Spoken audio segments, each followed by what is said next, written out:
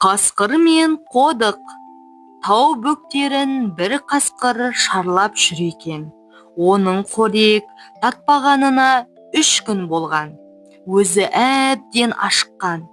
Жағы салбырап, құйрығын жермен әрең сүйреп келеді. Кенет тау етегінен бір қодықты байқайды. Бар күшін жинап, соған қарай ұмтылады. Сұр есектің баласы өзімен өзі шөптің басын шалып, жайылып жүрген еді. Жолым болғанын қарашы, қандай жас, семіз қодық жолықты маған, деп ойлайды қасқыр. Қасқыр қодықты көріп жүгіріп келіп, амансың ба қодық? Сені көргеніме қуаныштымын. Амансың ба, тау қасқыры? Біздің кездескенімізге мен де қуаныштымын, деп лайықты жауап береді қодық.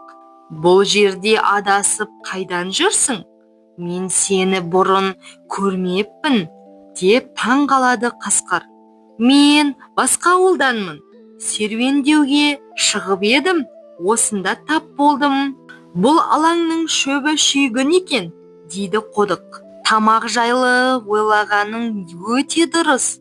Оған қоса мен аштан өлуге шақпын.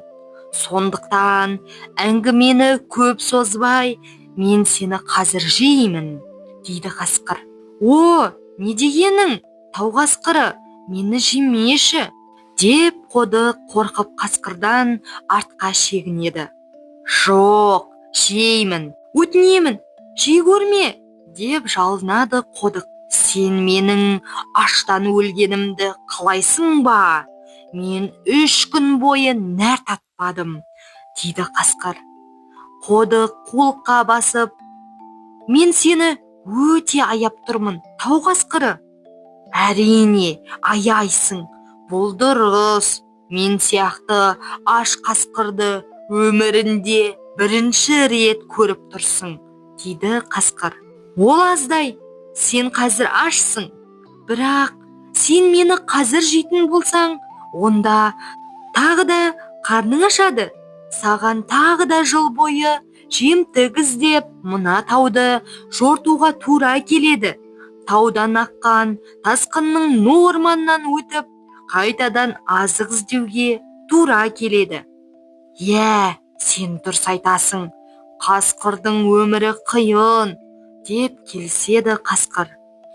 Ал мен саған жыл бойына жететін азықты қалай табу керек екендігін білемін. Солай ма? Деп таң қалады қасқыр. Мен сені жеп қоймай тұрғанда тезірек айт. Саған барлығын айтып қана қоймай, біздің ауылдың бір отар қойы орналасқан жерге сені апарамын.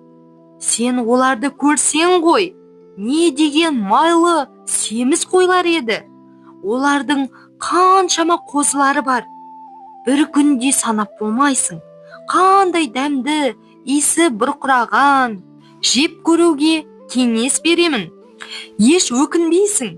Тамақ 1 жылға жетеді. Құрметті қасқыр. Қасқырға есектің семіз қозылы, қой отары жайлы айтқан әңгімесі қатты ұнап қалады.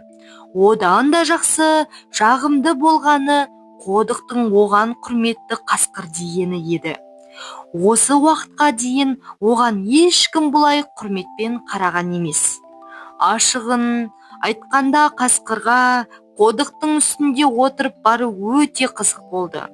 Тәкаппар түрімен қасқыр, жақсы, мен келсемін, мені сол отарға апар. Бірақ абайла, шала естіде, тауда қатты шаппа, мен селкілдегенді ұнатпаймын, дейді.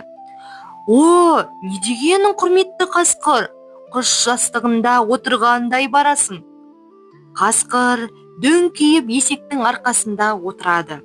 Алдыңғы аяғы мен есектің құлағынан тізгіндей ұстап, олар жолға шығады. Қодық нық қысқа қадаммен бағаналар мен төмпешіктерді айналып өтіп, тастармен, құрғақ бұтақтармен абайлап басып, арасында сыпайы қасқырдан сұрап отырады. Құрметті қасқыр, өзіңді қалай сезінудесің? Шайқалып жатқан жоқ па? Саған отырған ыңғайлы ма? Ыңғайлы, әрі қарайда осылай жүре бер. Әйтпесе мен ашуға салынамын, деп жауап береді. О, не дегенің, құрметті қасқыр, мен барынша тырысамын. Қасқыр қодыққа отырып, төмен қарап, арасында бірде ана, бірде мына құлағынан ұстап, басқарып отырған сыңай танытады. Тау жолында салт аттылардың жылқыларын қалай басқарғанын қасқыр бұрын көрген болатын. Ал қодық болса, таудың соқпақ жолынан бұрылып, тікелей жолмен ауылға жөнеледі. Біз осы ұзақ жүріп келеміз, шыдай алар емеспін, қарным ашты, деп қасқыр күңкілдейді.